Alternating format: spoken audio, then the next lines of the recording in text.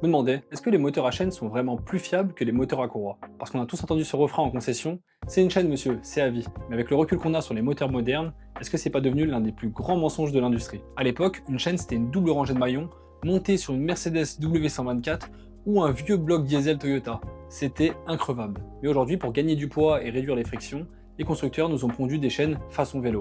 Résultat, elles se détendent. Si par exemple tu tends l'oreille près d'un moteur BMW N47 ou d'un litre de TSI du groupe Volkswagen et que tu entends un bruit de maracas, c'est une bombe à retardement. Et d'un autre côté, on a des moteurs à courroie qui sont des modèles de vertu. Si tu prends par exemple le moteur 1,9 litre TDI du groupe Volkswagen ou un vieux bloc diesel 5 cylindres de chez Volvo, alors oui, il faut changer la courroie tous les 5 à 10 ans, mais c'est une intervention planifiée, maîtrisée, on sait clairement où on va. Et à l'inverse, il faut clairement fuir tous ces nouveaux moteurs avec la courroie qui baigne dans l'huile, comme le fameux moteur PureTech ou autre moteur EcoBoost. Elle se désagrège dans l'huile et bouge tout le système.